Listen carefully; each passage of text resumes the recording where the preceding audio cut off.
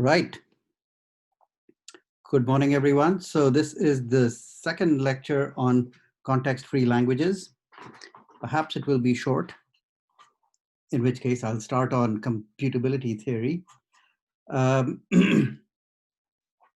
Okay, so here we go. So you are probably all looking for things that happen with with regular languages to be repeated. And some things are and some things aren't. So we have an automaton-like description in terms of push-down automata. We do have algorithms for deciding whether a word is in a context-free language, given its grammar. We have an algorithm to decide if this language generated by a context-free grammar is empty or infinite or finite. But we don't have an algorithm to decide whether the language accepted by a context-free grammar, or rather generated by a context-free grammar, is all of sigma star. That, strangely enough, turns out to be completely undecidable. Anyway, so one thing that is common between context-free languages and regular languages is the pumping lemma.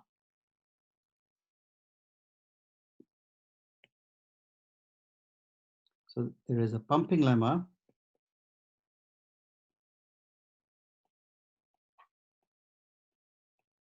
for context-free languages.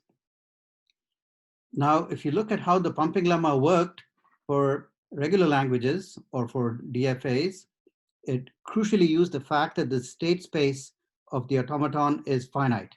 And therefore, if your word was long enough, it had to start looping. And as soon as it goes into a loop, you can pump that loop. That is why it was called the pumping lemma. You can just keep repeating the loop, and you have to keep getting words that are in the language. Now, unfortunately, you can't use an argument like this for context-free languages because the state space is not finite. There's a stack, and there is no bound on the size of the stack. So there's nothing you can do to say, well, if the word gets long enough, you start repeating. You don't, or you may not. So we have to have a different approach completely. And so what do we know is finite in about a context-free language? So we don't look at the PDA picture. We look back at the grammar picture and note a grammar for a CFL has only finitely many variables or non-terminals.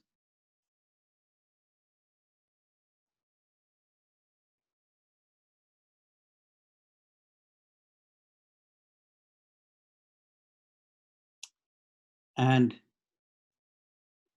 instead of trying to prove the pumping lemma formally, I'm going to give you a picture which I think is pretty compelling. The form of the pumping lemma is also different and more subtle. And hence the arguments to use it are also more subtle. But let's consider a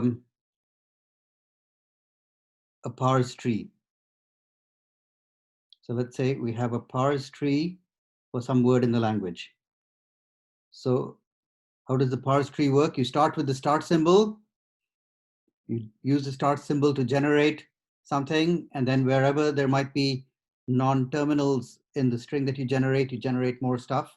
And in the end, you get a string at the bottom that's only terminal symbols. So this is the generated string.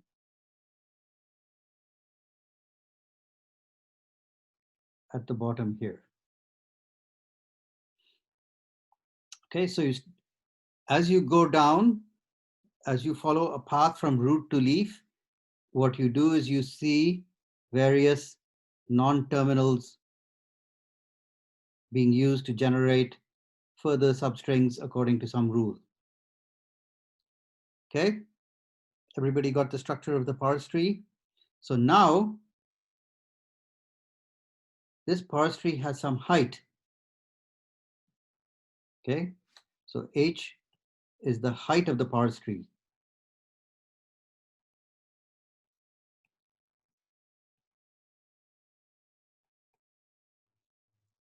And if the word is long enough, the height keeps growing. As the word gets longer, the height also must keep increasing, even though much more slowly than the length of the word. But eventually,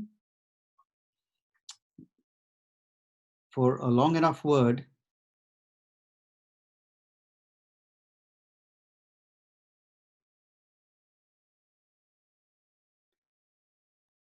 h must be greater than the number of non-terminals in the grammar.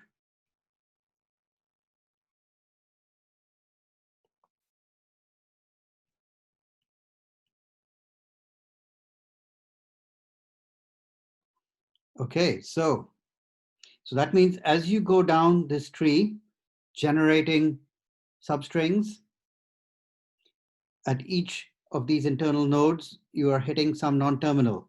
And at some point, you're going to have to hit the same non-terminal twice.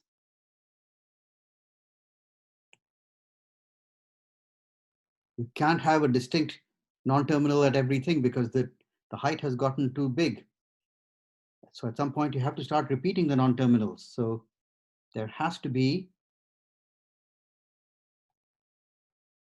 a repeated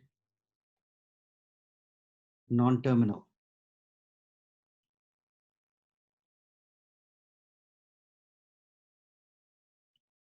So once again, it's a pigeonhole type of argument, but this time we're using the structure of the grammar rather than the structure of the automaton. So let's see what happens if you pay attention to this repeated terminal. So I'm going to draw another picture.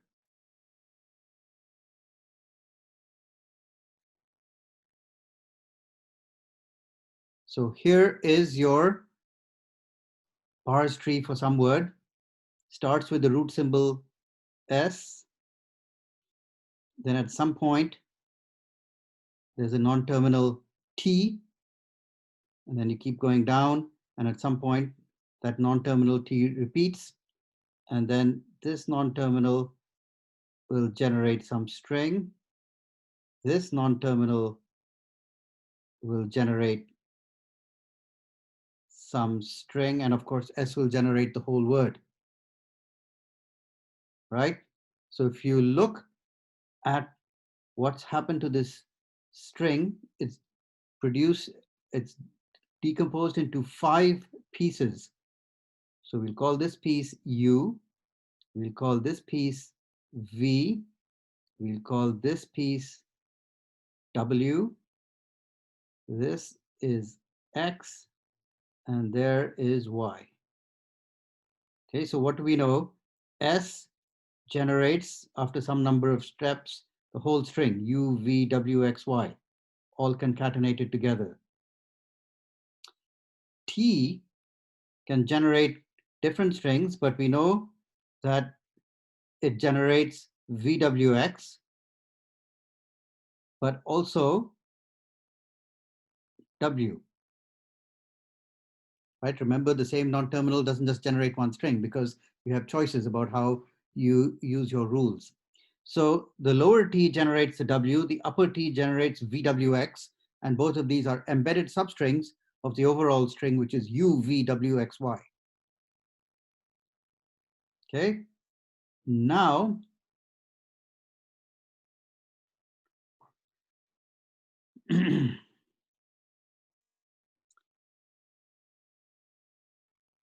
it is not possible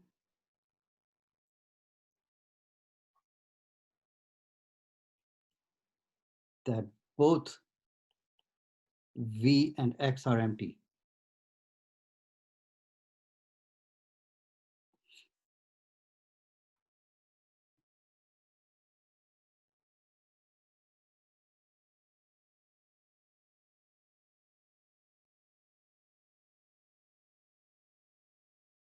So this may be a bit trickier to argue. However, one easier way of arguing it is to say, well, assume our grammar is in Chomsky normal form. So then if it's in Chomsky normal form, those things cannot be empty. And we know that every language can have a grammar for it that's in Chomsky normal form. Okay, so the important point is this structure here, U, V, W, X, Y, and the fact that VWX is generated by T, but also W is generated by T.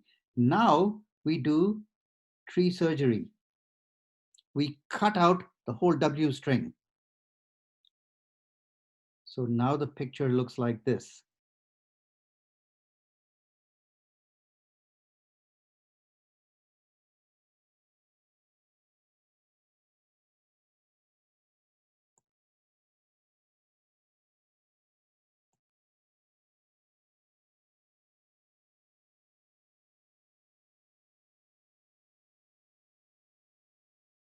Okay.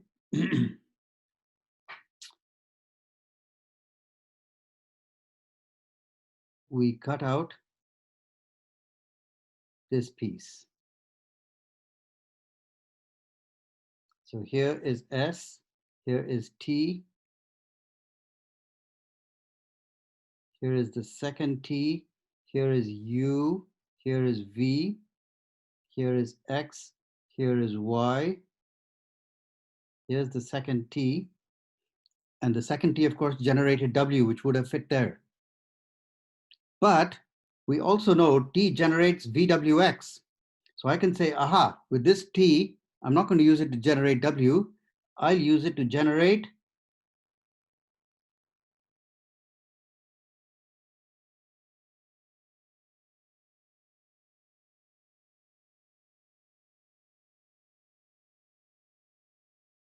VWX. So what have I got? Now my string, now I know my language must contain U, V squared, W, X squared, Y. Okay, so I've got now an extended tree. So now I know just from the fact that U, V, W, X, Y is in the language, U, V squared, W, X squared, Y must also be in the language. The language is defined by strings I can generate through the tree parsing process. But if I can do that once, I can do this twice, right? I can cut out this W and replace it by VWX. But I can do this again.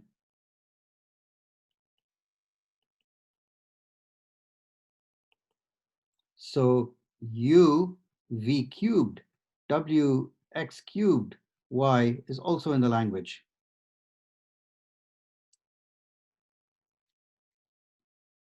So we use magical induction, which says if it works for 3, it must always work. And so we conclude for all I greater than 0, U, Vi, W, Xi, Y is in L. So note I greater than or equal to 0. So in particular, U, W, Y with the V's and X wiped out completely is also in the language. And how can we get that? Well, you can say I cut out the top T, and instead of generating VWX, I just use it to generate W. So then I'll get U, W, Y. And that corresponds to I being 0 in this formula. So let me state the pumping lemma for context-free languages in its proper rigorous form. So it says,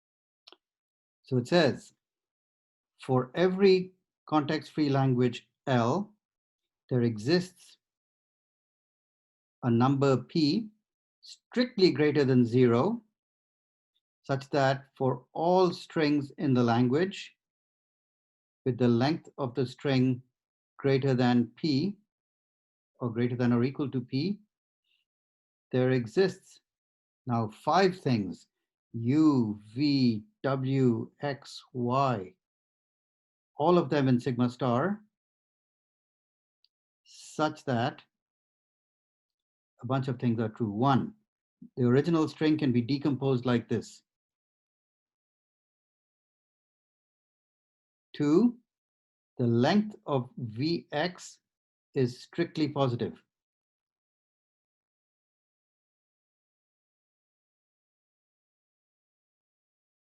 However, the length of Vwx is less than or equal to p. And then for all I greater than or equal to 0, u, vi, w, xi, y is in the language. And again, as in the case with the regular languages, you can say, but wait a minute, a finite language is also context free. So how can I pump the strings and get this statement at the end to be true? Well, of course, in that case, the pumping length would be greater than the length of the longest string in the language. And you would say, oh, well, I never get to pump. But that's a very special finite case. As soon as you know that the language is infinite, you know you will be able to pump. So of course, there are 2 important things here. One is this one, which says the part that you're pumping is not just the empty string, which will make no difference. And the other thing that says, now you see pumping is happening in 2 places.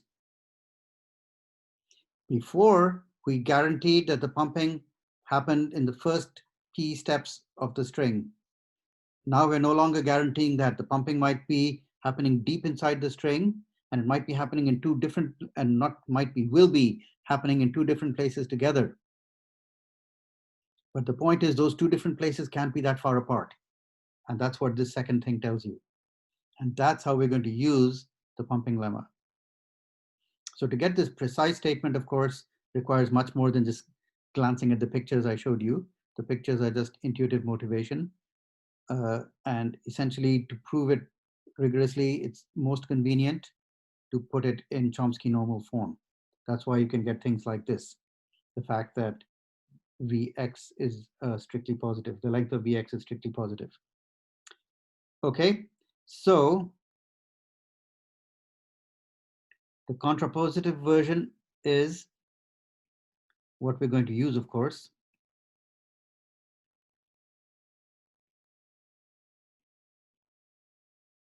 Because the direct version says, if the language is context free, you can pump. It doesn't mean if you can pump, the language is context free. But the contrapositive says, if you can't pump, then the language can't be context free. And that's how we're going to use it. We're going to use it to show languages are not context free, because we'll find out those are languages we can't pump. So let's write the contrapositive version just as we did in the regular case. The logical structure is very similar, the same number of alternating quantifiers. The only subtle difference is the conditions on the substrings. So fix some language L.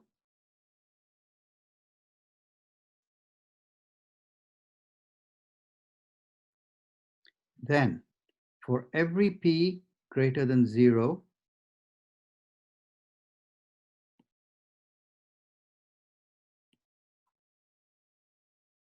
for every p strictly greater than 0, there exists some string in L with the length of the string greater than or equal to p, such that for every decomposition, u, v, w, x, y in sigma star satisfying, so such that S equals u, v, w, x, y, length of Vx strictly positive and length of Vwx less than or equal to P, there exists I greater than 0 such that U, Vi, W, Xi, Y is not in the language. So I should write here, if all this is true, then L is not context free.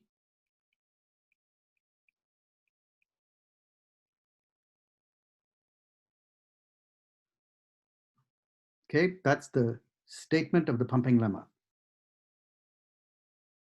And it looks similar, as I said, in logical structure at least, to the regular language pumping lemma.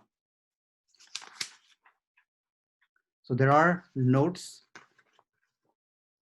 in my handwriting on the web page exactly on this. So let's see now. I think basically till the break, we'll just do examples. So let's consider what happens in our favorite example. So example 1. Let us take the language to be a to the n, b to the n, a to the n.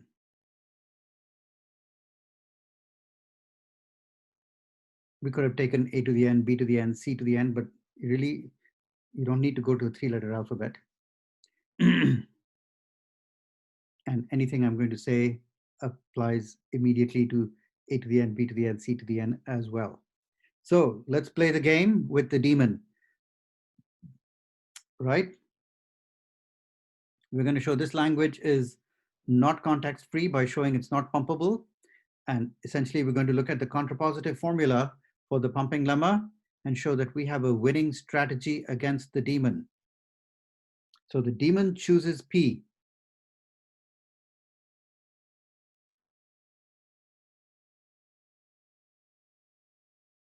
So what I'm going to do is I will choose A to the P, B to the P, A to the P. Okay, so it looks like 3 blocks like this.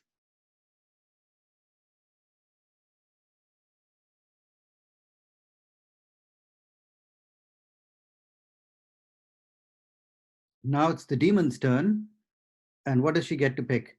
She gets to choose how to break up the string into 5 pieces. Okay, and of course, what we really care is where she puts the V and the X. All right, so we have to analyze all possible choices. So this is what it means to say you have a winning strategy. Whatever the daemon's plays are, we have a counter move. And we have to show that our counter move will guarantee that we'll win. So we have to analyze all the cases. And here is where the case analysis tends to be more complicated, though each case might be very simple. The case analysis tends to be more complicated because there are more cases to consider than in the usual regular language situation. So let's look at the cases. V or X. So I'll call these things blocks. Okay, so a block of A's followed by a block of B's and another block of A's. So V or X straddles a block boundary.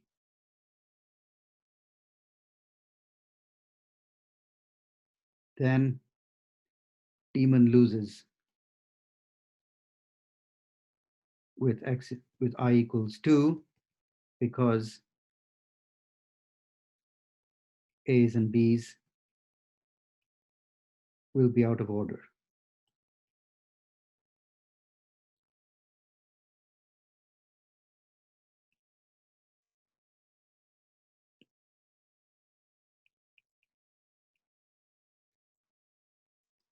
Okay. So either V or X crossing one of those boundaries, the daemon has lost immediately. So she's not going to do that. Now, supposing V and X both contain only A's.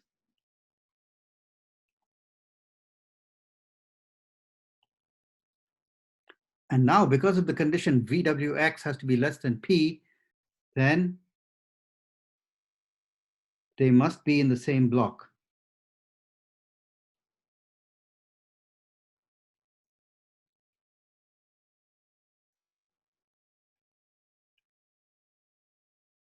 So I cannot have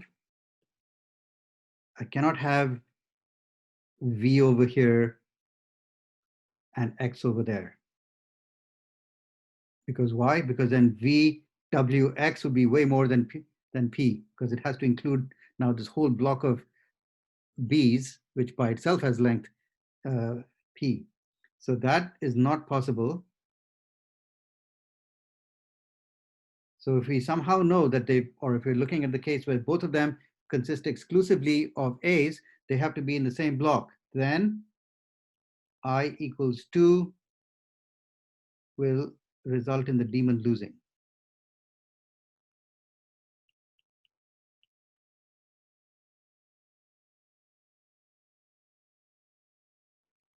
Because the blocks are now no longer of the same size.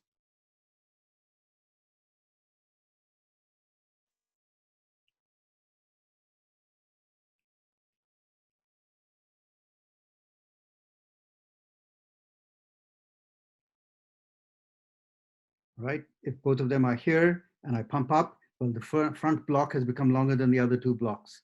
If the V and X are in the last block, then I pump up and that last block is now longer than the first two blocks. Either way, you can't have all three blocks the same size.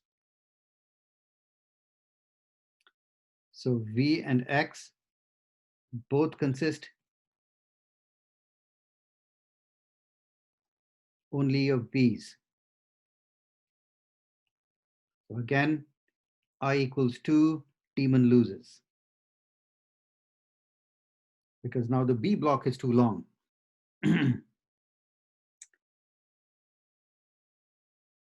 finally, V consists of A's and X consists of B's.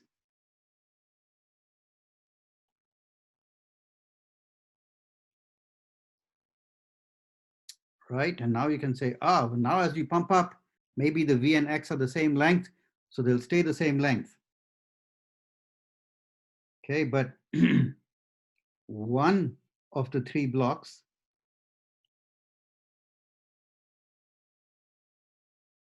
is not touched.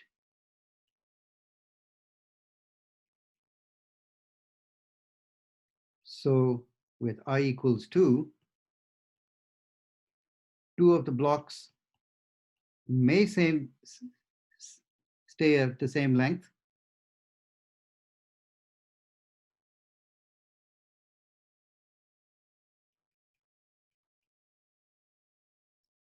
but the third one cannot.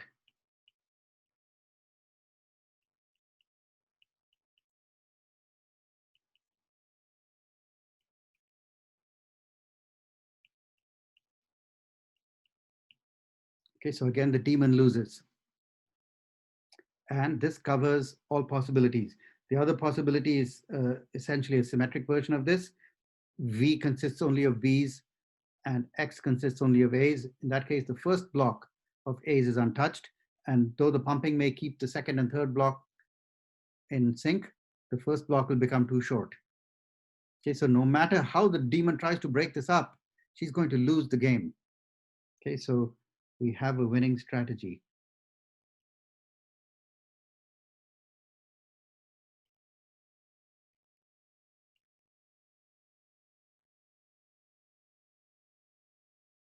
And what's important is to make sure that we always take into account all possibilities. So now let me do an example where the pumping lemma doesn't work, and the reason it doesn't work is because it's actually a context-free language. So if you look at a to the n, b to the n,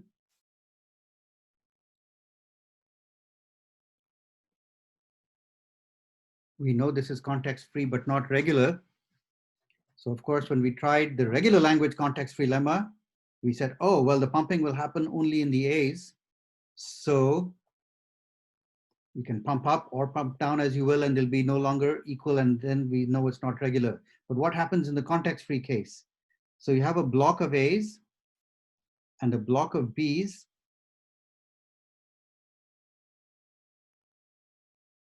and they're the same length. And now you try to do your breaking up the string, and you can have a u like this, you can have a v like that, you can have a w like that,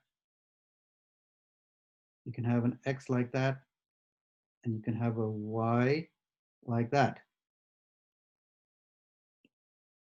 And then of course, if v, length of v equals length of x, you can pump freely. And it's precisely because the context-free pumping lemma allows you to pump two places at the same time. That's what, even though you're pumping up, the A's are going up, but also the B's are going up.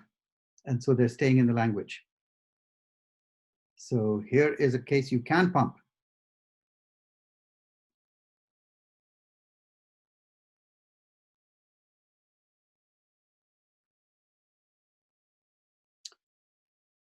So one of the important things that you should be able to recognize instinctively before you start trying to prove it is what kinds of things are context-free and what kind of things are not. So let's consider an example like this. So here's a language L with the alphabet ABC.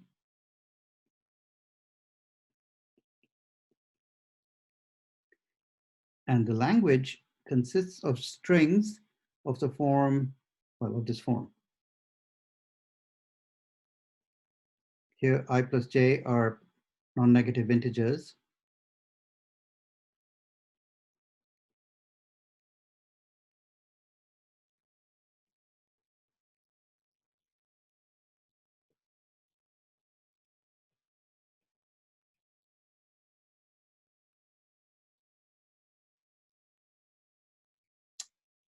Okay, what do you think?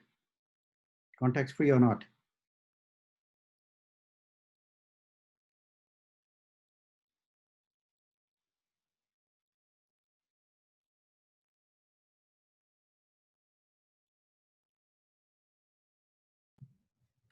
Maria says it's not. Okay, anyone else? Not yet. Rahul, what do you think? Adam says it might be. It might be. That's when you get to vote in an election, you get to go into the booth and write maybe. No. Okay, Rahul Adam. says, Rahul says no. Rahul says, no, it's not context-free. That's a very good guess because you can see that it's involving matching numbers in three places. However, this is context-free.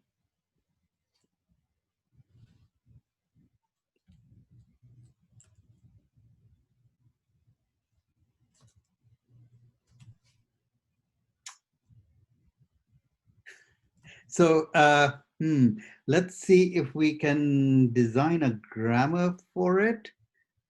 Well, okay, I'm just going to argue in words without writing it down why a push-down automaton could probably recognize this, but it has to make plenty of guesses. So it starts reading the A's, and then it's, it starts reading the A's, stacks them. So the stack has got all the A's on it. Then it starts reading the B's, and it says, I have to, on my stack are I plus J A's. So I know I plus J. I don't know what I is and I don't know what J is, but I know the sum. But it says, I'm going to just guess. what the value of j is.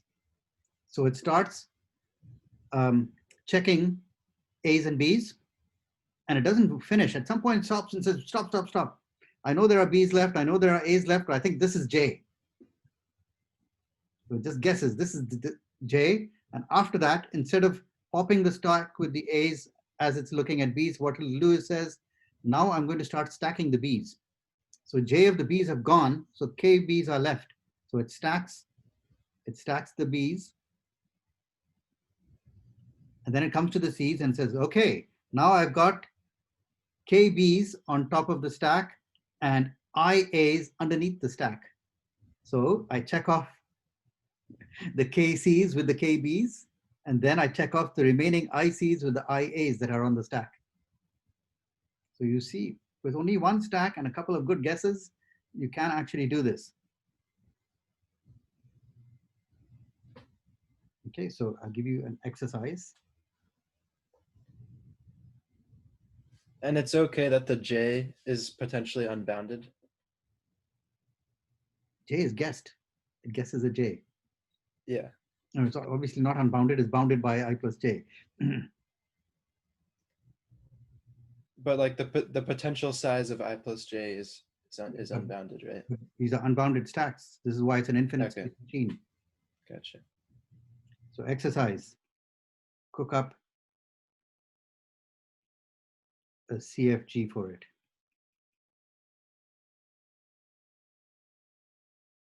So those of you who thought that this was not a CFG, you had the right instincts, but it just shows you it's more subtle than you might think. And checking CF genus or non-CF genus, or even getting a feeling for it, is a lot more tricky than checking regularity. Regularity, you look at it and say, wait a minute, you're asking me to count? No way. Or you look at it and say, hey, you're asking me only to count mod some fixed number? Yeah, I can do that with a finite state machine. But here, it's counting. Is it too much counting or too little counting? Looks like too much counting, in fact. When I was asked this, the time I was learning context-free languages, I also jumped up and said, definitely not. I was then shocked because he did the grammar for us. And if I was less sleepy, I'd probably try to do it too, but I'm sure I'll screw it up if I try. So do it. It's not terribly difficult, like 4 or 5 rules, not 25 rules.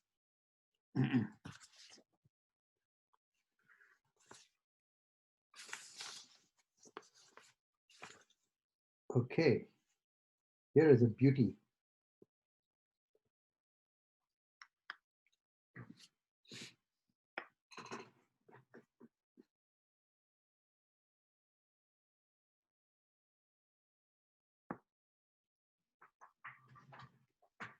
This one requires taking off my jacket.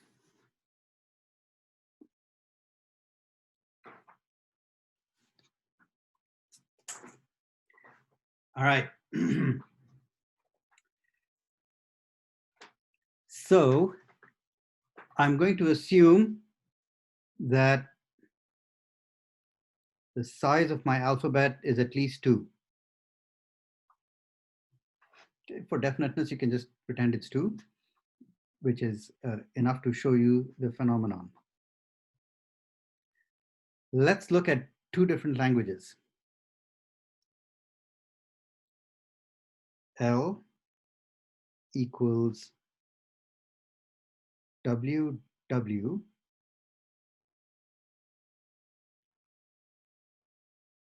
and L prime equals WW reverse.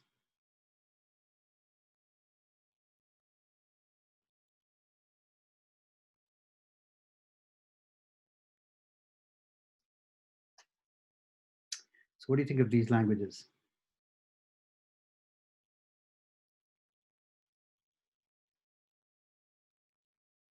So this is one of my favorite type of questions to ask on the final exam. I always say, one of these languages is La, the other one is not. Tell me which one is which. So Stefan says that the second one is regular, but the first is. he means context free. Yeah. Yes, Exactly. so very good. This one is context free.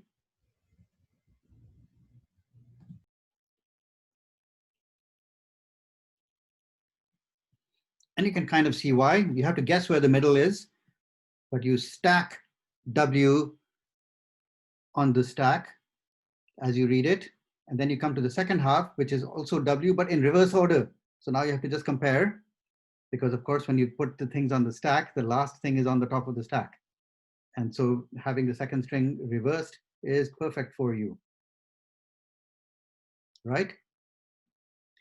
First one, however, is a nightmare because you have to check everything. And unfortunately, if you try stacking the first half, you've got the thing in reverse order. So, it's not very easy now to do any kind of checking with the push down automaton in the first case. And in fact, this is not a CFL. Okay, so two very similar looking definitions, but one of them is not a CFL and the other one is. This example is an interesting example, but its importance will become very big later on, like next week when we do start proving theorems about the impossibility of certain tasks with context-free languages. So remember this example. Okay, so we're going to do this carefully. Now, to prove that this guy is not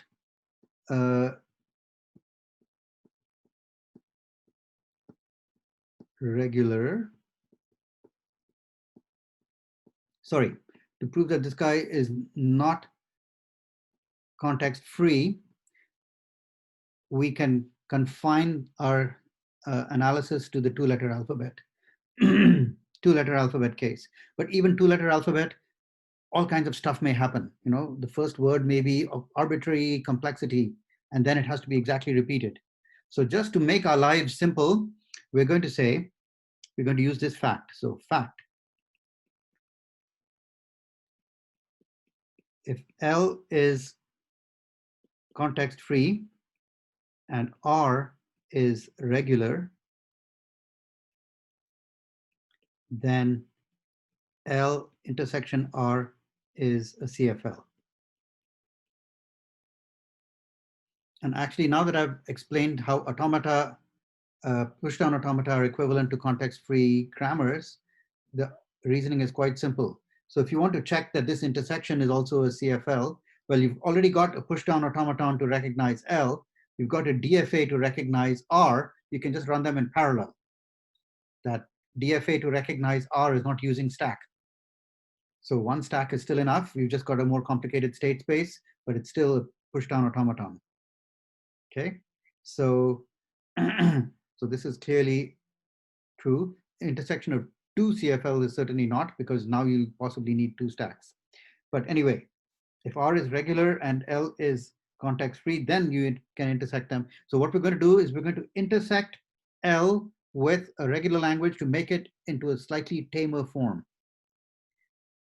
so that our analysis becomes much easier.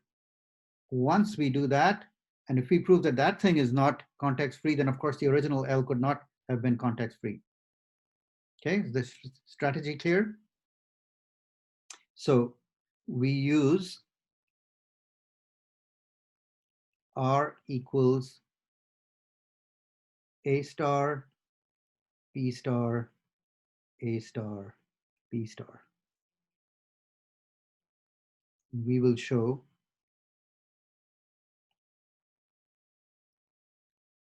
L intersection A star, B star, A star, B star is not a CFL, hence L is not a CFL.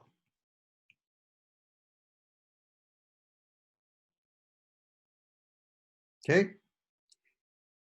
Now we know that the words we're looking at consist of 4 blocks. Before that, just hit any old word you like with arbitrarily complicated form. It could have been a Shakespeare sonnet followed by its exact copy. Okay, but now we know it's just 4 blocks. Okay, so let's go start playing games with the demons. So the Daemon picks P strictly positive. And then I pick A to the P, B to the P, A to the P, B to the P. And you see I've chosen it like that precisely because I want to make sure V and X don't get too far apart and into different blocks where you might be actually able to pump. I want to make sure that you're not going to be able to pump at all. Okay, so we can do the analysis. Again, an exhaustive case analysis on how the daemon may choose to carve up the string into 5 segments. And so right away, we know if V and X straddle block boundaries,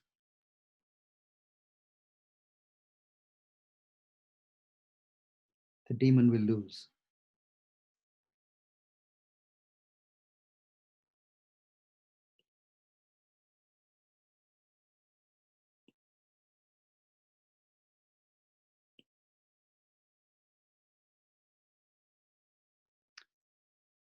Okay, so we've done analysis like this before. These are the kind of the trivial cases. Okay, if V and X are in the same block,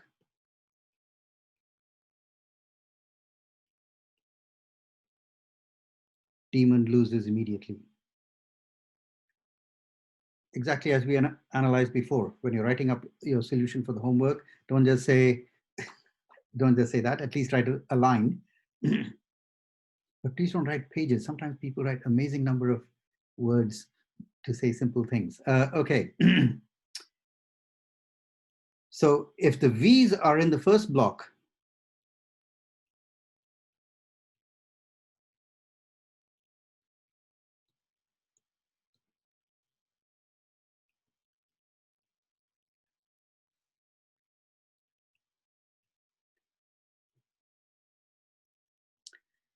and the A's on the first block, sorry, not A's, what are they called? X's.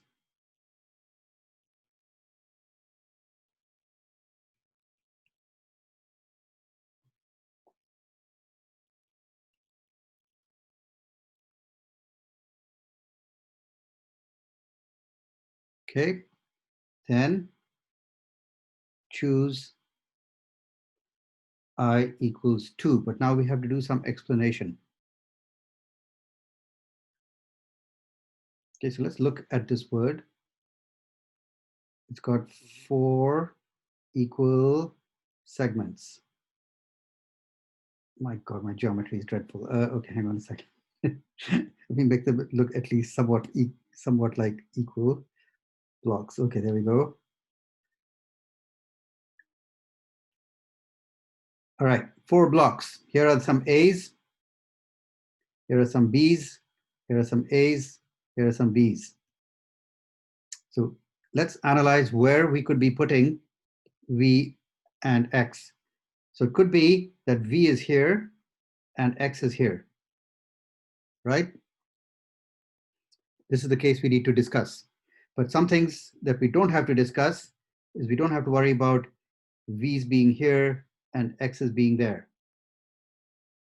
Okay, so this is not possible. What the heck is this? Rainbow colored? Well, that's not possible because VWX is now too big.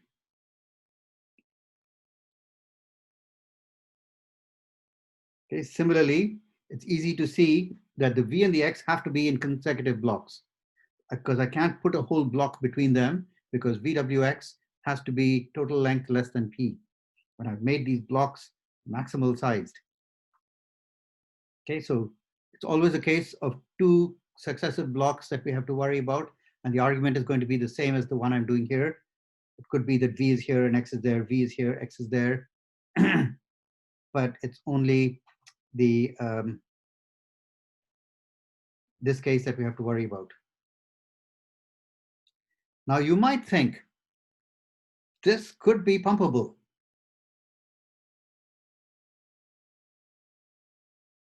Right? You might think this could be pumpable because you'll say, yes, it's true. The first block,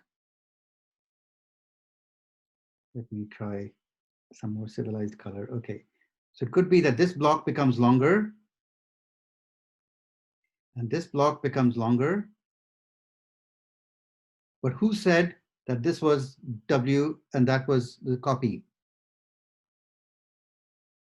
Maybe now you cut up the word in a different place than the original unpumped word, if you see what I mean. But there's a simple reason why that can't be the case. Because it's not just that the words have to be the same length, they have to be the same word. So the first word, the first copy of W starts with an A. That was the thing we managed to arrange by intersecting it with our carefully chosen regular language. So we know that the first word we're looking at actually starts with A. So the second word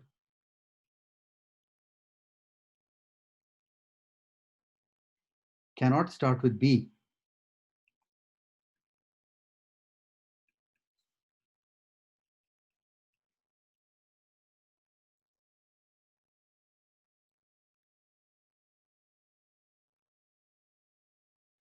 The first word, sorry,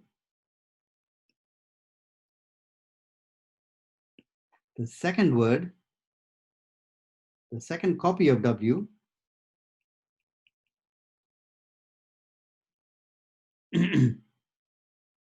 ends in B.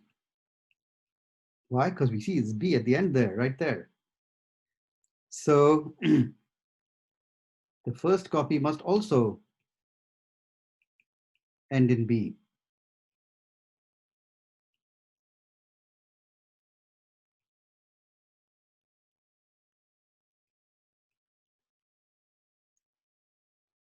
So the boundary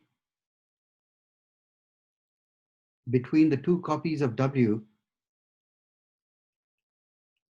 has to be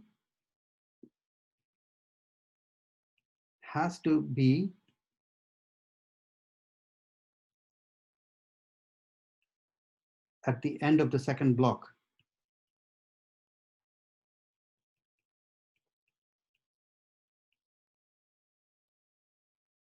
Okay, so that boundary has to be here. Cannot be anywhere else.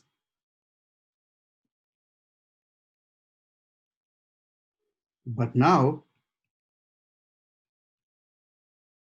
the first word is longer than the second word.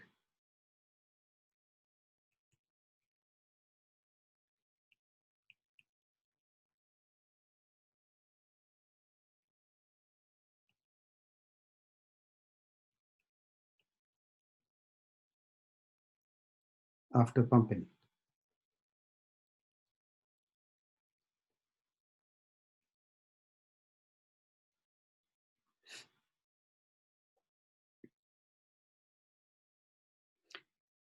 So basically, this kind of argument shows that the boundary always has to be at the end of the second block. So even if you have V in the B block and X in the second A block, then maybe the two words have the same length, but they're definitely not the same because the fourth B block and the second B block are not the same length. So it can't be the same word. Okay, so similar analyses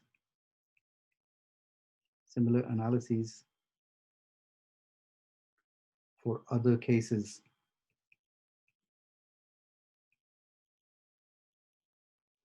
So there are more cases and you have to analyze them sometimes, as in this case, a bit more carefully.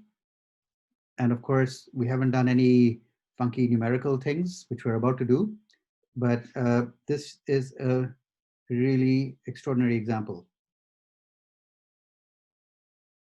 Why is it extraordinary? Well, I'm about to tell you the extraordinary part. Oh, no, I guess not. All right, I will do, I will tell you why it's extraordinary at some point.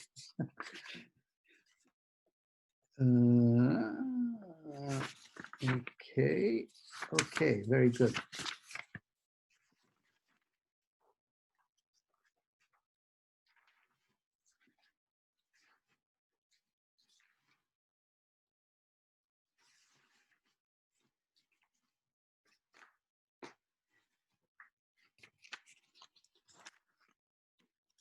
Just for all those math honors number theory freaks out there, let's do some calculations involving some small amount of arithmetic.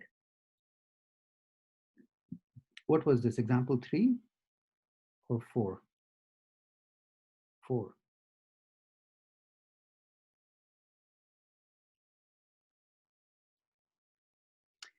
Okay, let's look at this language.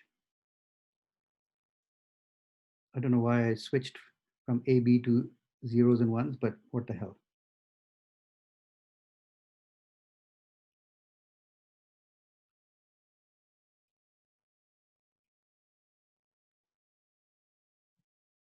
So this exponential notation can be confusing, as in this case. Here, of course, 0 to the I means you write the letter or the symbol 0 I times. But here, this means the numerical I squared. Okay, so this one, I hope this should be clear. This is not a CFL. It's good to know that before you start trying to prove something. When you really, really don't know, you should try both. There are people who tell me, I tried all week to prove this and I just couldn't. And then I say, yeah, it's because it's false.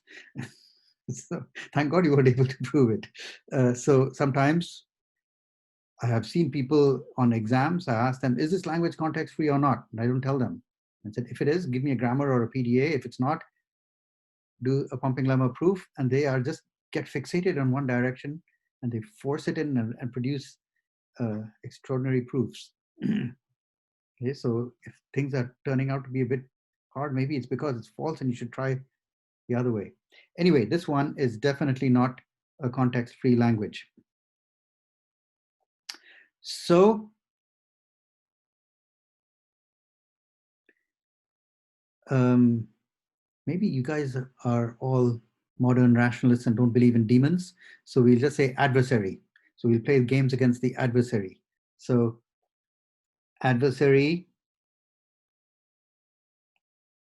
So I'll write A for adversary and I for me, or I for I. So the adversary picks some number P as the pumping length for this context-free language, supposedly context-free language. We're going to prove that it's actually not. Then how do I pick? Well, I pick 0 to the P and I to the P squared, which is in the language. Then the adversary, of course, does the usual thing. He picks U, V, W, X, Y, 0 to the P, I to the P squared, with V, W, X less than P, less than or equal to P, but Vx strictly positive. And then I have to do case analysis.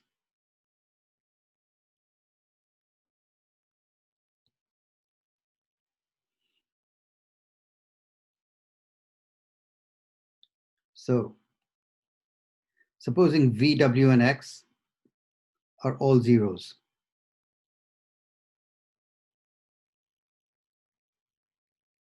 Pick any I not equal to 1. This definitely takes you out of the language because the number of ones is supposed to be the square of the number of zeros. And it was before And the same number can't be the square of two different things. Yes, I know about negative numbers, but can't be the square of two different positive numbers. Okay, so similarly,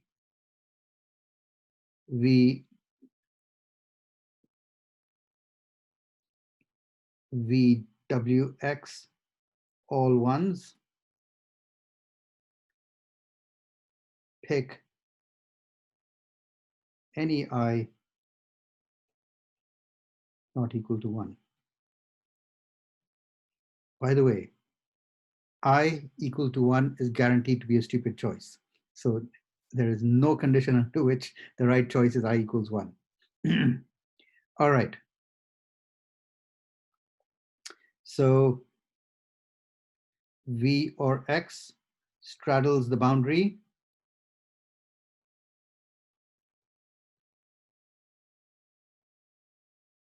Pick I equals 2, zeros and ones out of order.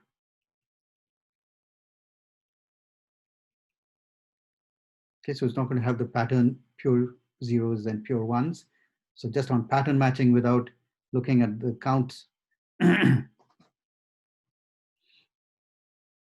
So if either of them straddles that boundary, the daemon is lost immediately. So that's not where he's going to put the V and the X. Okay, so the interesting case, the first and only place where we actually have to do some arithmetic is V is all zeros and X is all ones.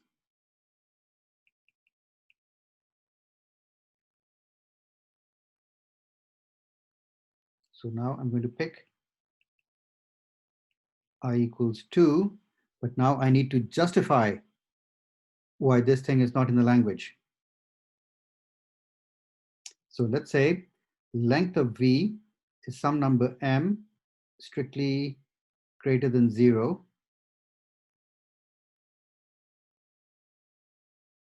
If length of V is 0, then you're home free, right? Because you can just pump up. The zeros have not changed, the ones have changed, it can't be the square anymore.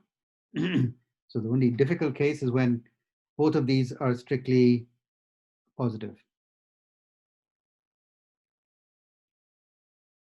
Okay, so they're both separately non-zero. Non strictly positive. So pumping up once, I equals 2, so pumping to I equals 2 yields, what does it yield?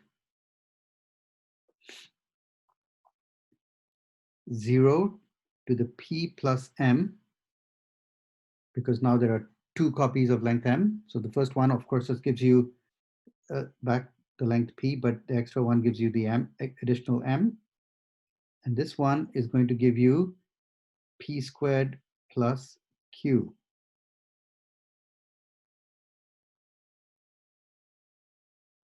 Now, how do I know p squared plus q is not the square of p plus m? So we need to verify this.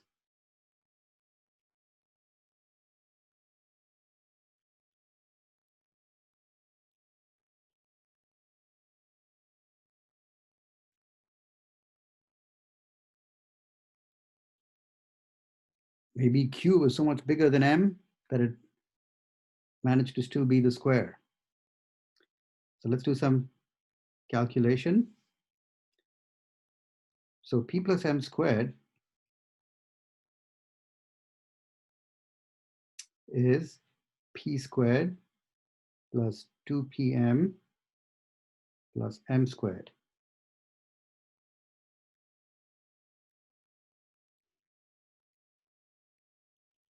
Right? Now we know that 2pm is greater than p, because m is greater than 0 and 2 is greater than 1. So 2pm is greater than p. So 2pm plus m squared is also greater than P, strictly, and it's hence strictly greater than Q. Okay, so P plus M squared is strictly greater than P squared plus Q.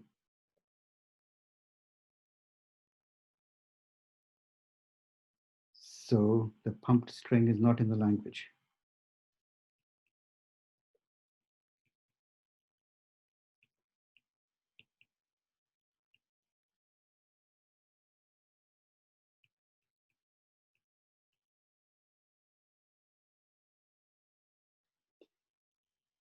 So there you are.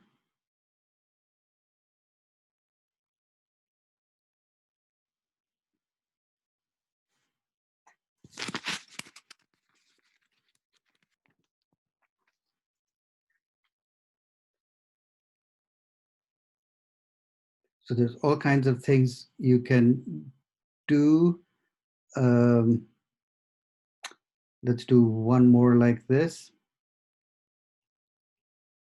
Is it example 6 I'm on to now? So let's do this. One letter alphabet, A to the P, P a prime.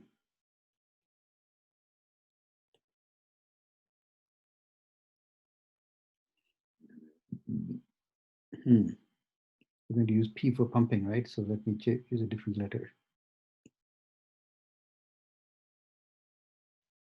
Okay.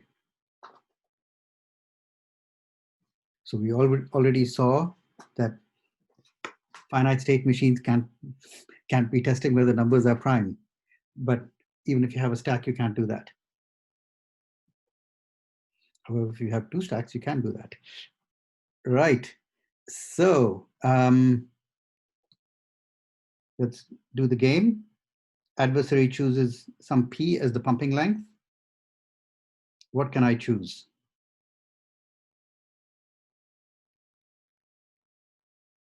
A to the Q,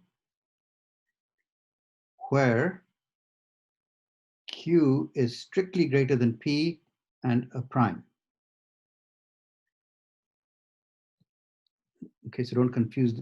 Nobody said the demon chose a prime number. So that's why we have to make sure we have a prime number, otherwise we're not in the language. And we're going to choose it to be bigger than the pumping length. So now the adversary does the decomposition, U, V, W, X, Y. So basically the adversary is choosing numbers that add up to Q.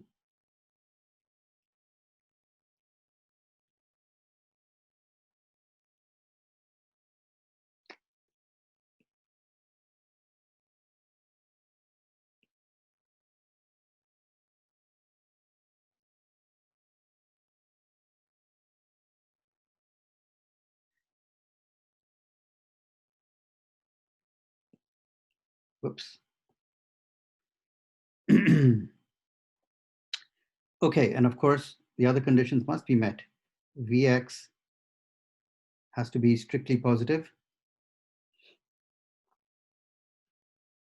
Vwx has to be less than or equal to Q, sorry, to P, the pumping length.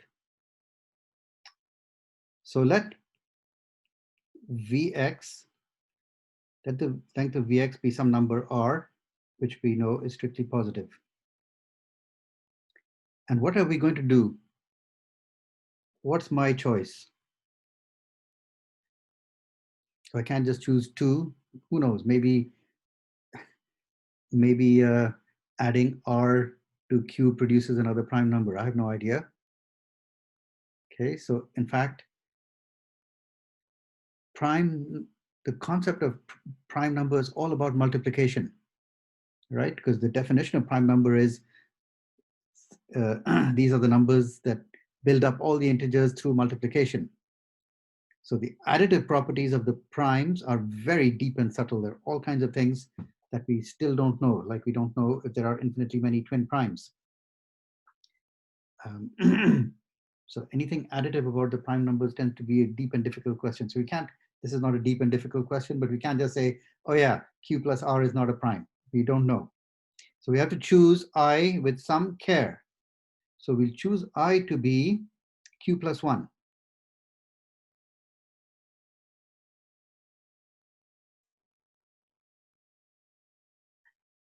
Okay. So if you look at the length of this thing, u, v pumped, w, x pumped, and y, what is the length of all this? So the unpumped part, of course, has length q. That's how we chose it. But then what have we added? So we've added q extra. So the plus 1 just restores you to the word that was there, but the q extra gives you an extra length of q times r. And this nicely factorizes.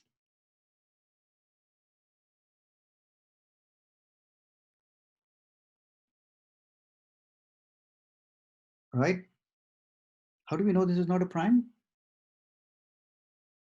Well, you might say, oh, well, look, it's a product of two numbers, but maybe r is just one. Yeah, because we do have r is strictly positive, but maybe r is just one. But q and q plus 1 cannot both be primes. Okay, we don't know about how many infinitely many primes there are, but consecutive primes can only be 2 and 3, so forget it. And we can choose q to be definitely not 2 right in the beginning. So this is not a prime.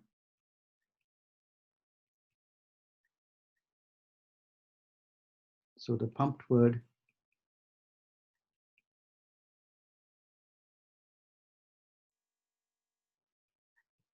is not in the language.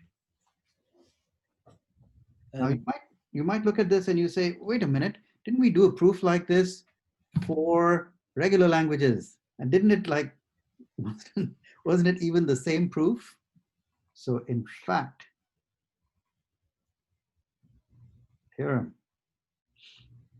over a one-letter alphabet,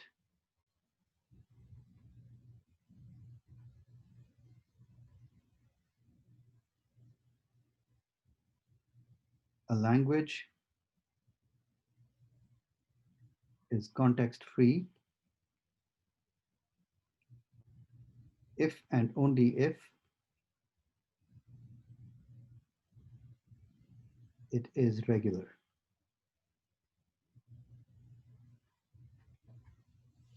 This is not an easy thing, but it's on your assignment. So you will have fun trying to prove this. Somebody had a question? yeah, quick comment. It was pointed out that instead of factoring to q plus 1 times r, should it be q times 1 plus r? Why should it be that? Um, Oh, you mean in this? Yeah, sorry. yeah, right there at the bottom. Yes. Failed arithmetic. Q times R plus 1. Thank you. Yeah, that Denali pointed out initially. Yeah. And obviously that's not a prime because R is at least 2 now.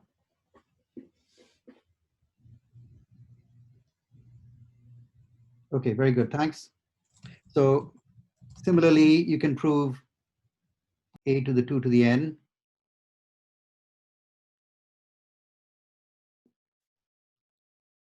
is not a CFL. Of course, with this theorem, you can prove it because you can easily prove it's not regular. But anyway, you now have some clues as to how to go about proving this theorem. And I'm going to give you an example for you to practice, which I won't do for you, but whoa.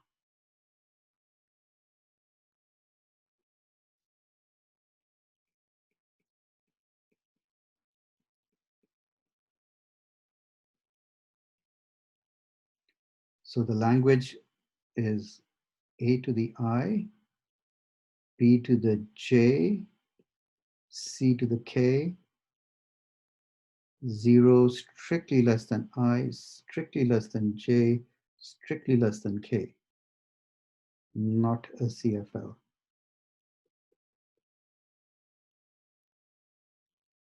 With a pumping lemma proof. Okay, we'll take a break till 12:05.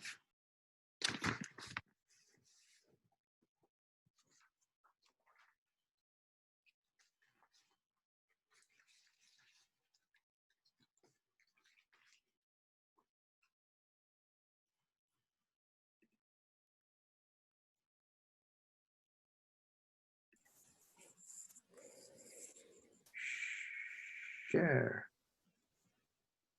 iPhone. Share. Screen mirroring. Come on. Great. Okay, so perhaps this will be short, but if it is short, we will go back, not go back, we will make a start on the next topic, which is computability theory. All right. So we have assumed that PDAs feature non-determinism.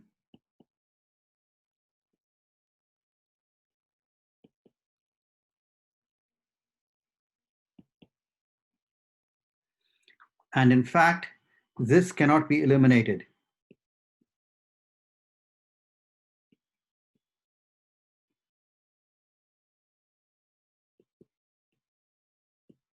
So deterministic PDAs are strictly less powerful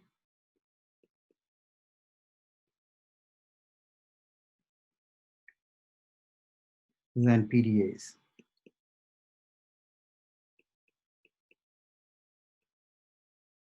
So lots of languages that you can recognize with PDAs, you cannot recognize with any deterministic PDA. And you can see in some, at least intuitively, that in many of our examples, guessing was absolutely essential. So if a language, if a CFL can be recognized by a deterministic push-down automaton, we call it a deterministic CFL. So I said all modern programming languages are designed so that their syntax is a context-free language, but in fact, it's more rigid than that. All modern languages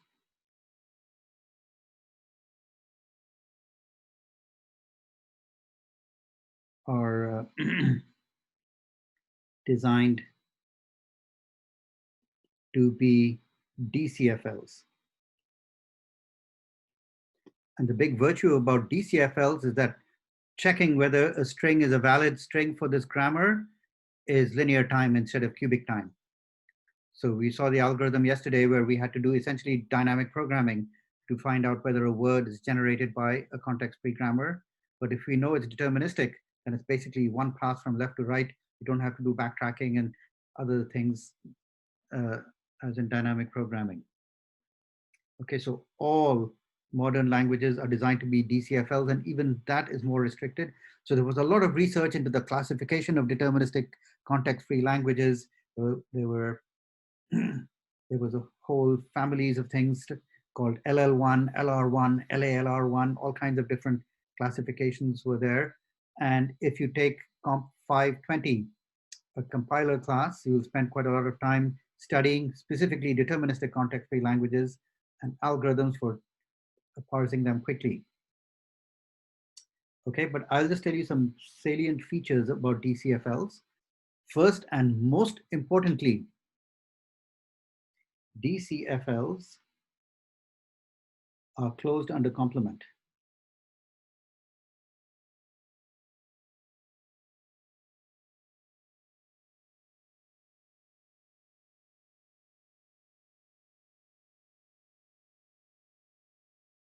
but not union or intersection.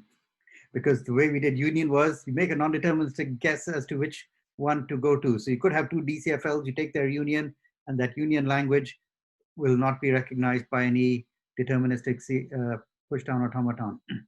And for the same reason, intersection of two DCFLs may not even be a CFL, let alone a DCFL. But they are closed under complement. And intuitively, this should be clear because if you've got a deterministic push-down automaton and it's accepting by accepting states, you just switch what are accept and reject states. And otherwise, you keep the transitions. Of course, this won't work if there's non-determinism. But for deterministic ones, this works. This is exactly what we did for DFAs. And with this observation, this is how you prove various things are not deterministic CFLs. So you can take a language which is a CFL and you can show that its complement is not a CFL, and thus the original language could not have been a deterministic CFL.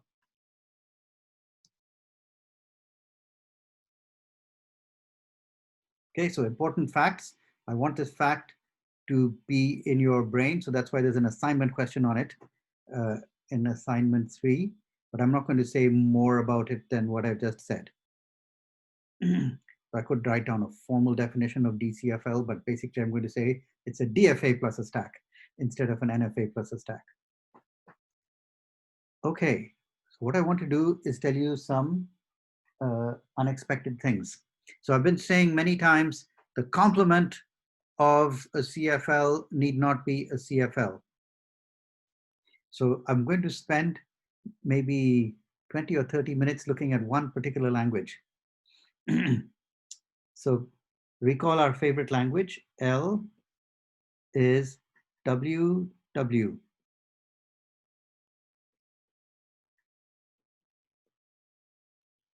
And sigma's got at least 2 letters in it.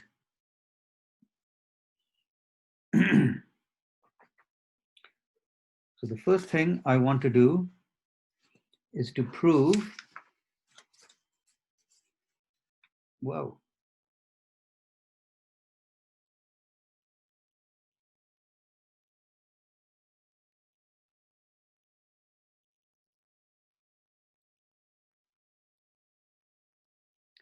I want to prove L complement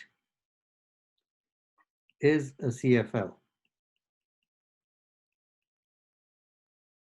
So you were wondering, hey, give me an example of a CFL whose complement is not a CFL. Here it is. L complement is a CFL, but its complement is WW. So that's, we just proved with the pumping lemma that this guy is not a CFL. And this is actually such an interesting example. I want to do it 2 ways. I want to show you a push-down automaton, not because the push-down automaton is that interesting, but I want you to see the particular techniques that we used in framing this particular push-down automaton. And I'm going to do it without writing down 1001 transitions. I just want to write down the idea.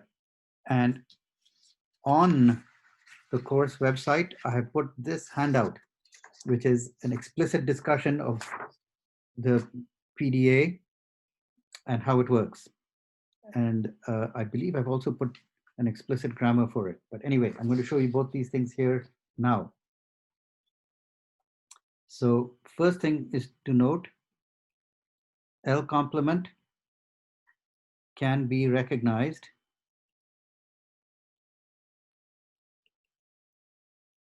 by a PDA. Okay. Also, later on, I'm going to do constructions like this, and I want you to get used to this particular one.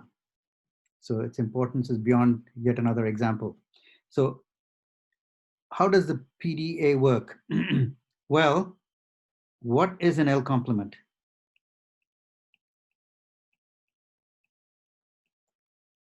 So basically strings that don't look like that. What does that mean? So it could be strings of odd length.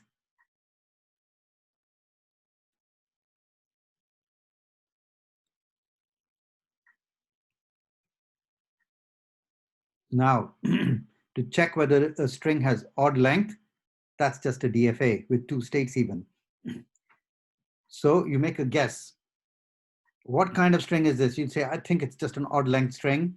You take a jump. You don't even need your stack now. You just check. Is it odd length? If it is, you just accept it. Okay? That's a whole bunch of cases disposed of. Great. So it might be even length.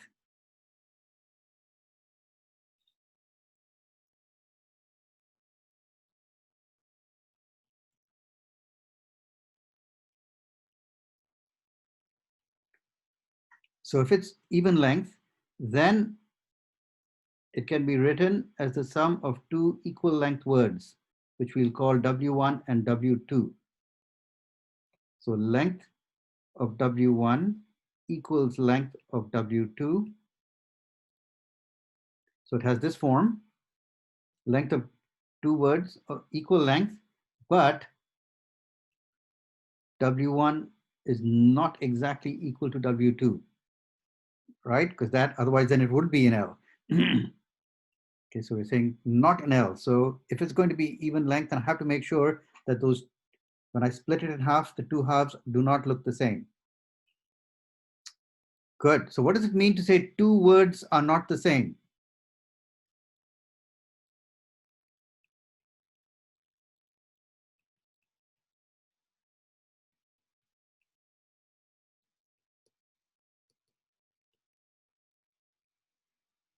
Well, what does it mean to say two words are the same? That means at every position, you have the same letter. And the negation of that, there exists one position where you don't have the same letter. There exists I such that the letter at position I in W1 is different from the letter at position I of W2. So if you find one position where they disagree, then you know they're not the same. You don't care if there are other places where they also disagree. You absolutely don't care. You just have to find one place where they disagree, then you know these are not the same word. Okay? And now you see why this is perhaps checkable. If I wanted to check that two things were equal, I'd have to check all the positions. If I want to show they're not equal, I just have to guess one position. That's the crucial part. Guess one position, and if they don't match up, I'm done. And of course, if you guess wrong, that's too bad. It's not, in fact, it's not bad at all, because the acceptance condition is if there's an accepting path, it works. So this is the crucial fact, existential quantifier here. This is what makes this whole thing possible. So of course, the idea,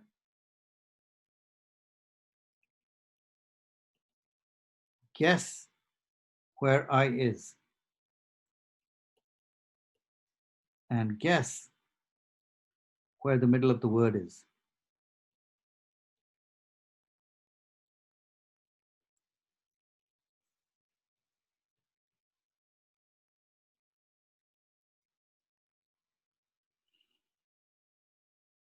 Okay. So I'm going to describe this machine, I think, completely rigorously, but not writing down a huge table or a diagram or something. Okay, so how the PDA works.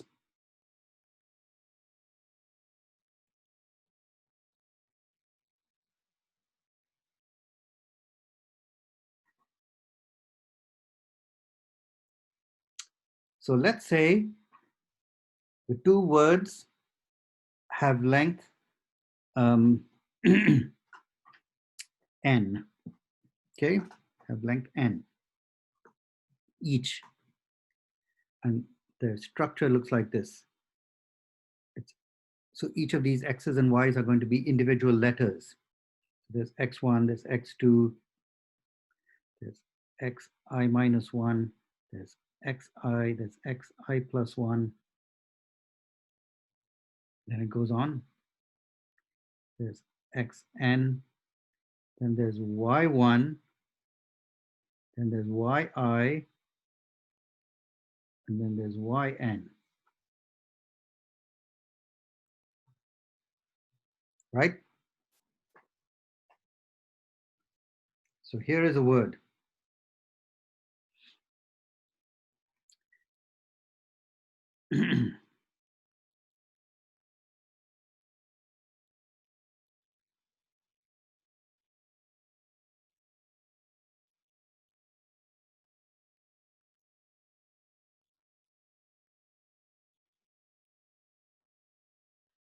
So let us associate some lengths with these things.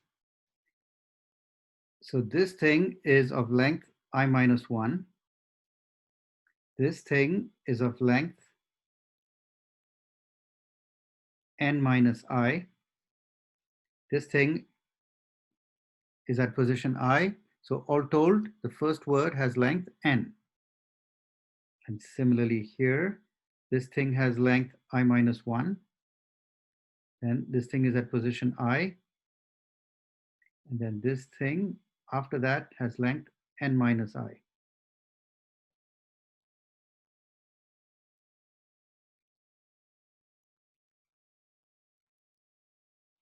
Okay, you agree that's the structure of the word? Now,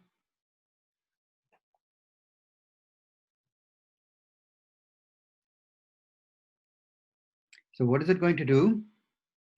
Push x1 to xi minus 1 on the stack. So just going. I'm just reading letters. I don't care what they are. I'm just stacking them. And then suddenly at some point it says, this is the letter where the action is going to be. This is letter I. Okay, so remember what xi is. What do you mean remember? Well, finite automata are allowed to have finite memory. So we can say we've got some finite memory where you can remember one letter. That's perfectly okay in a finite memory machine. So I'm not even using the stack to do that in the state. So if it was a 2-letter alphabet, you can say, if it was an A, I do go to this set of states. If it's a B, I go to that set of states, and otherwise their transitions are exactly the same. It's just that those are A states and these are B states. So the state can remember what that letter I at position I is. So remember what xi is in the state, not on the stack. So now you've got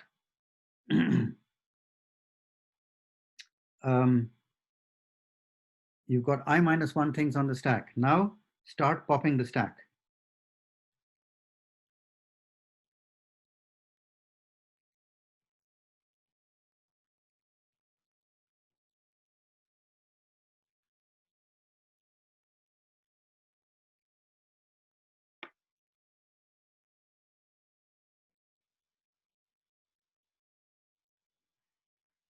Until it is empty.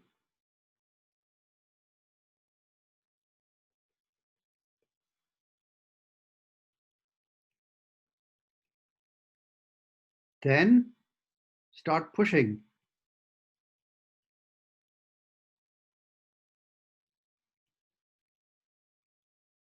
letters onto the stack.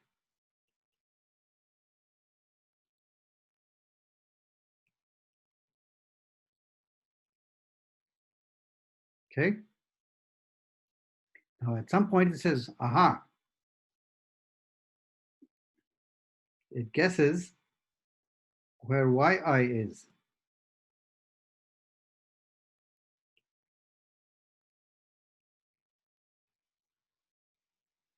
So it looks at yi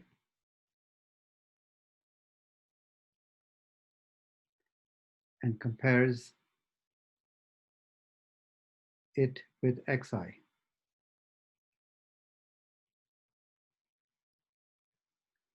Okay. If they're the same, it rejects.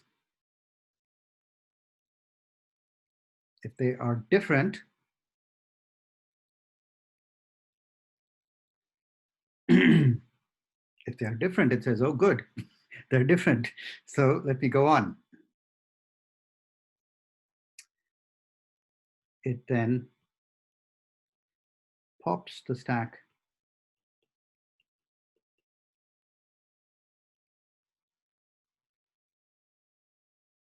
as it reads the remaining letters.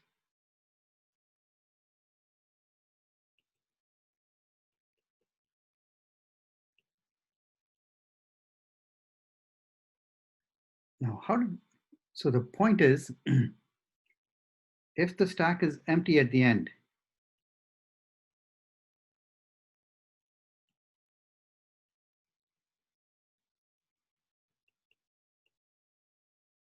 then xi and yi are indeed at the right positions.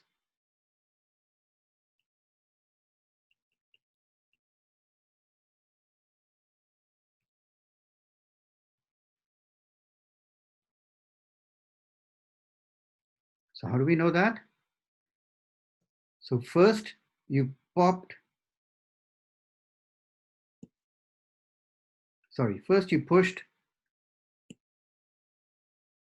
I minus 1 symbols on the stack.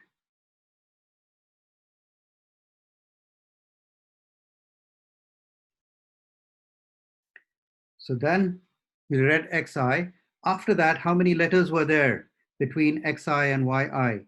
How many letters between xi and yi? Well, n minus I plus I minus 1. So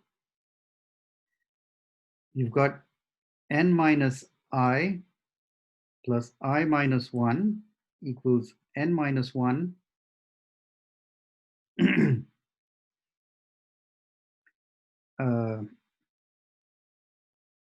okay, so you popped so between xi and yi. Regardless of where you guess the position, the corresponding thing has to be n letters further on. Okay, so you had I minus 1 on the stack, and then you popped them. So after doing that popping, so these got popped, and these got pushed. So after checking yi, there are n minus I things on the stack.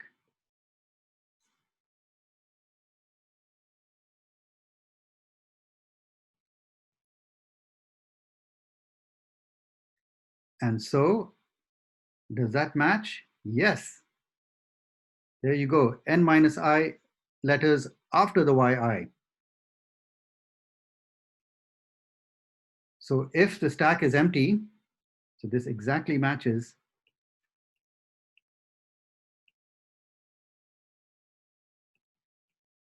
the n minus I letters after yi.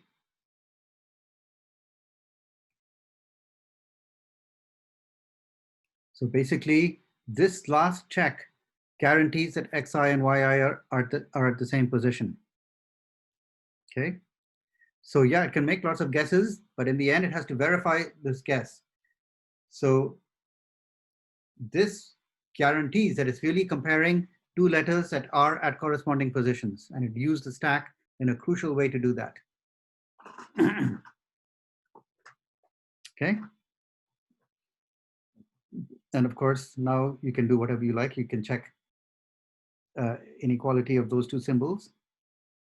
So the key point here was you didn't actually have to look at all those symbols. You just had to use them to count, because there was only one thing you needed to look at. If you needed to check every position, you're going to have to remember all of them. And to remember all of them and keep them all in memory so that you can do the comparison, that requires unbounded memory. You can't really do that at all with the stack.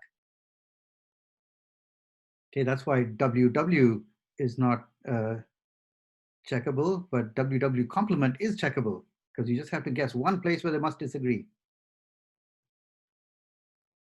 So I want you to appreciate the significance of the difference between a universal quantifier and an existential quantifier. All right. The next thing we're going to do is a context-free grammar for the same language, right? Because if you didn't believe my automaton, you will believe this. But the argument is almost the same. So CFG for L complement.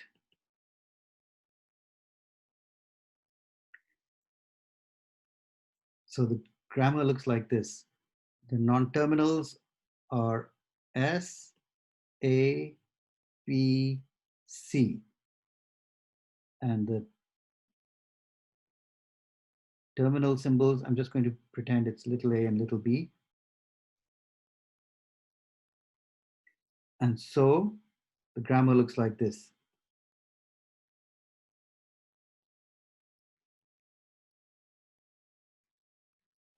So there we have 4 rules. S can either go to AB or to BA or to A or to B. Now this really looks like black magic because we know you can't have, once you produce 2 letters, no way can you check that they're the same length or anything, right? Because they're now free. This is the whole meaning of the word context free. This can generate as much as it likes. The other non-terminal can generate as what it likes and not talking to each other anymore or checking anything. Yet it manages. So what are these things A and B? So A has these rules. It can go to CAC or just a letter A. B can go to CBC or just the letter B. And C can go to little a or little b. Okay.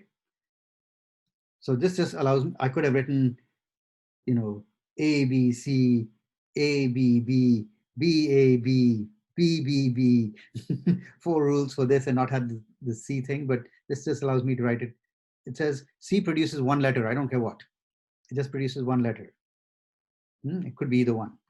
So that's what this rule says. So what is produced by A? So A produces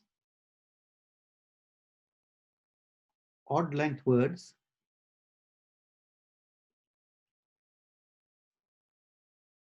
with A in the middle.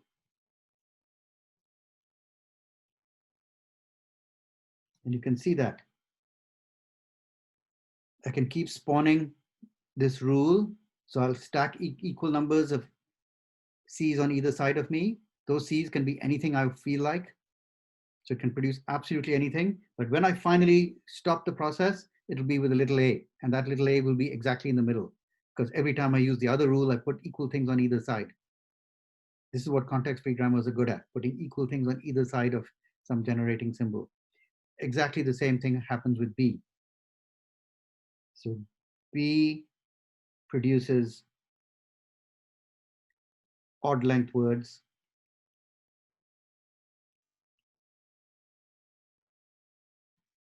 with B in the middle.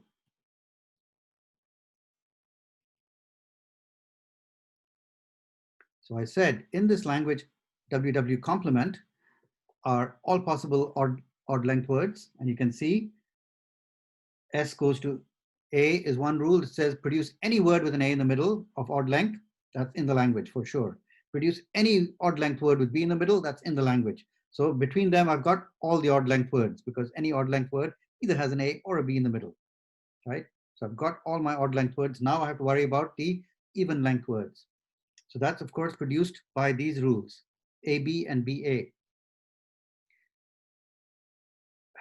So how do I know that these are producing even length words? Well, A produces one odd length word, B produces another odd length word. So if I put 2 odd length words together, that's surely an even length word. Don't get confused though. I am not saying that the words produced by A have the same length as the words produced by B. I have no control over that whatsoever. Okay?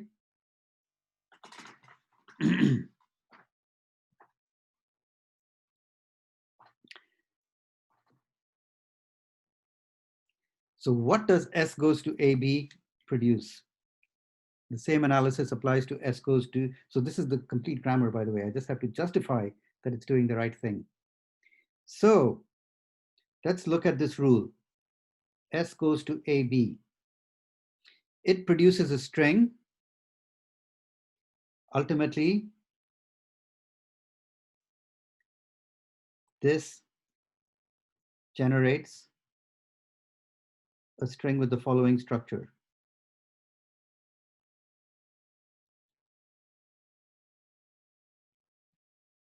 A string of the form X, then the letter A, Y, then the letter B,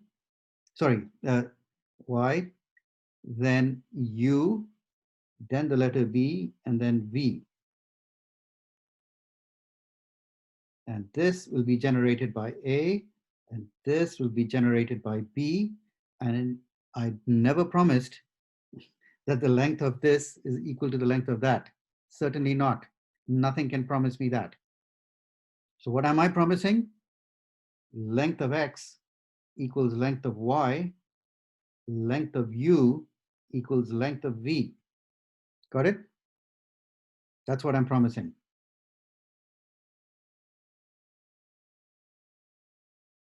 So let's look more closely at this string. So here is the string X, and its length is N. So let's call this N. And let's call this M.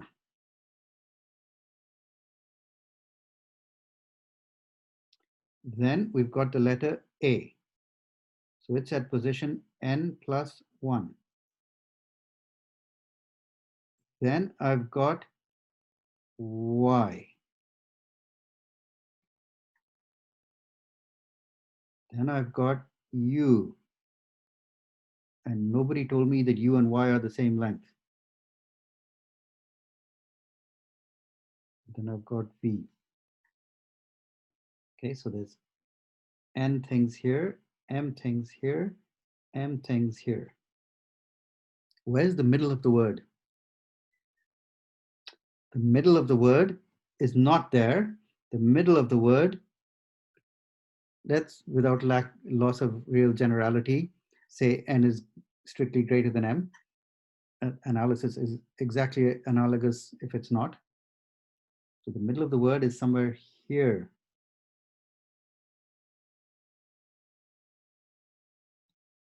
Okay.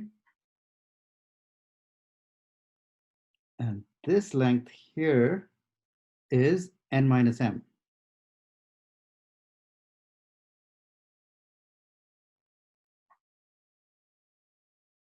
All right. And what is this length here?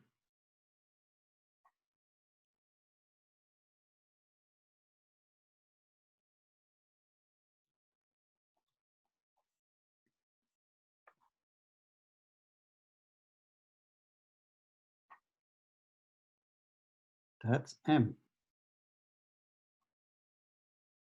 Yeah. How do I know? Because the total word has length 2n plus 2n plus 2. So when is the halfway point? N plus M plus 1. So that's that middle point. So this length is M. This length is N minus M. Okay. So now what's this length? This is N. And this is at position N plus 1 of the second half.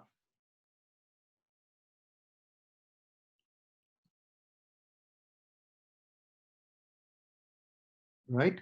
Because there's the middle of the word. How many letters before the B? N minus M. That's left over from the Y. M letters from U. So that's exactly N. And so this is at position N plus 1 of the second word. And so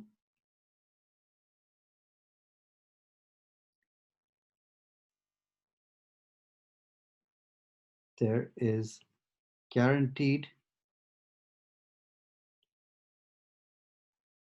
to be one place, at least. It could differ all over the place as well, or be identical everywhere else. There's guaranteed to be one place where the corresponding positions are not the same.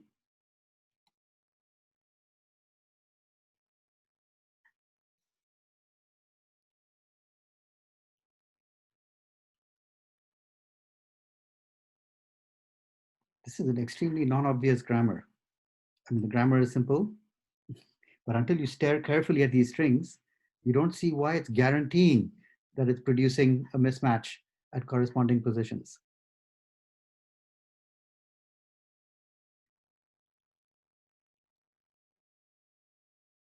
Okay, so this shows you some surprising aspects of what you can actually do with context-free grammars.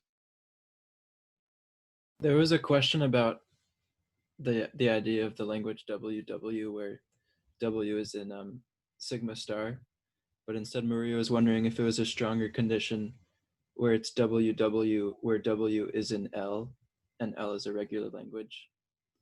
She was wondering if that would be context free.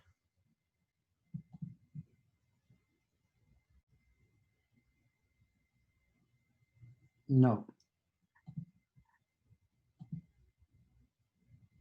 Well, if it depends on the regular language. Certainly, if the regular language is finite, Mm-hmm. W, then of course it's another finite language and that would be regular, but certainly not in general. Well, right away, you know it's not true in general because sigma star is a regular language. So when you say if it's in a regular language, you have to tell me a lot more. Yeah, so the answer is if it's a finite regular language, then certainly for basically for boring reasons. And you're asking, I guess, a somewhat nebulous question, is there some interesting non-trivial set of regular languages for which WW is context-free?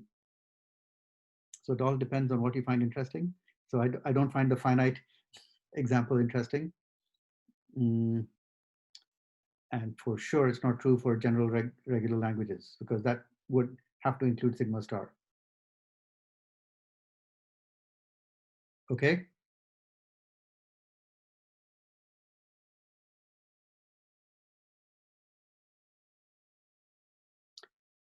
So we have a few minutes, which I keep thinking that this is the weekend coming up, but it's not. So I'll give you a small uh, preview of what's coming up. So several years ago, maybe like 25 years ago, I was visiting friends in Philadelphia, and we went to see the symphony that evening, Philadelphia Symphony, which is one of the world's fine symphonies. And we didn't know what was on the program, so we just went. It turned out to be Beethoven's Ninth, one of my favorite pieces of orchestral music. That's why learned to play Ode to Joy. But anyway, and then, so that was after the break, they were going to play Beethoven's Ninth from start to finish without interruption. And before the break, there were all these pieces of people I'd never heard of. And in the program notes, it said, well, in order to truly appreciate the mountain peaks, we should first travel through the plains. So the idea was you should first listen to some pretty basic, ordinary music before we unleash Beethoven's Ninth on you. And in some sense, that's what we've been doing. Uh, automata theory is very important and interesting, and there's some kind of interesting algebra, context-free grammars, a bit more technical, maybe not quite as nice algebra as the regular languages, but in some sense they are, like your standard thing. But the next part, that's like Beethoven's Ninth. This is going to be one of the most beautiful things I have ever had the privilege of teaching is computability theory. And of course, Gödel's theorem is ode to joy. So that's what we're coming up to. So the basic plan is like this. There should have been uh, there should have been more time. This is going to be a bit rushed, but on lecture 1,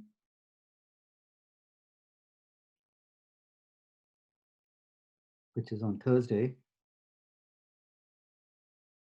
i.e. tomorrow, we're going to study the concept of computability.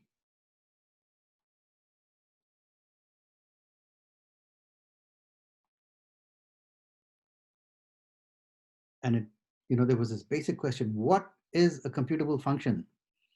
And in some sense, we haven't come up with a good answer other than, well, computable functions are the functions that we can compute, uh, which perhaps is not the most satisfactory answer. But anyway, so the only way to strengthen that is models of computation.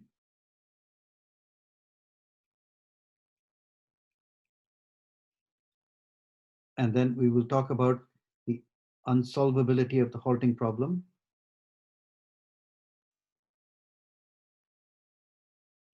I remember once I was talking to a couple of chemistry profs who, like many people outside CS, are convinced that they know better than CS profs what should be taught in CS classes.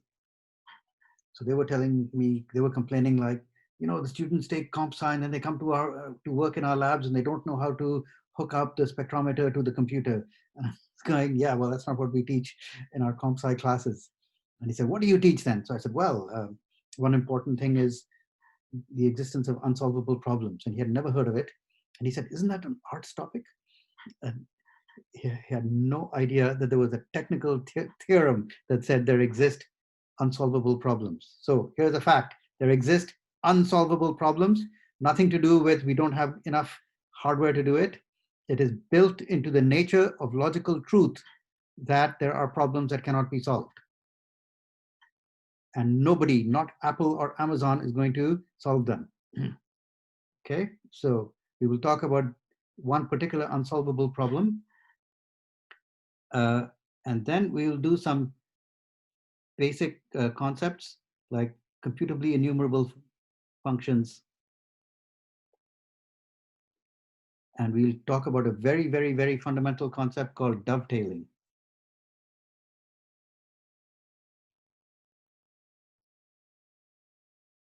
So one thing, so lecture 2, which will be on Monday, will be all about the concept of reduction. So basically we'll use reduction to show other problems are unsolvable. Lecture 3 will be about logic. First order logic, and the fact that validity of first order logic is unsolvable. Lecture 4 will be lambda calculus. And I will actually try to prove a theorem. I'll try to prove the Church-Russell theorem.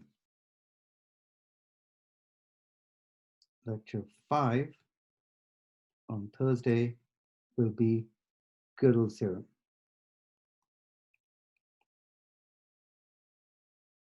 And perhaps the recursion theorem.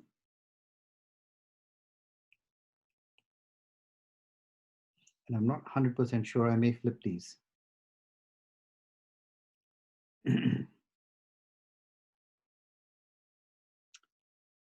So I want just to get a sense from what people know. So I already got the feeling that some of you know vaguely how to prove the existence of the unsolvability of the halting problem, but other people have no idea. So I will do that from scratch. But I want to know, do people know about diagonalization?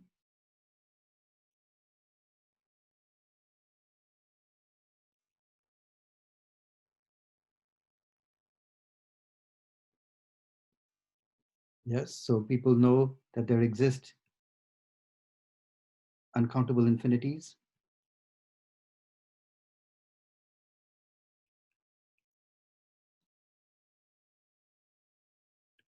If you don't know this at all and never heard this word, you need to schedule a tutorial with me because I'm not going to do this in class time.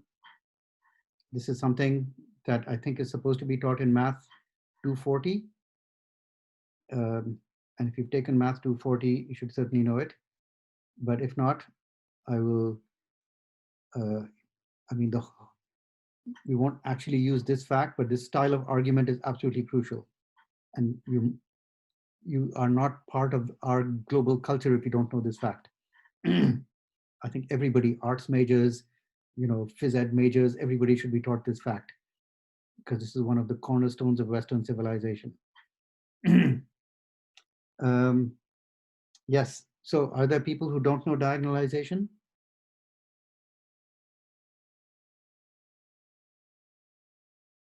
You can unmute your mic and tell me if that's the case.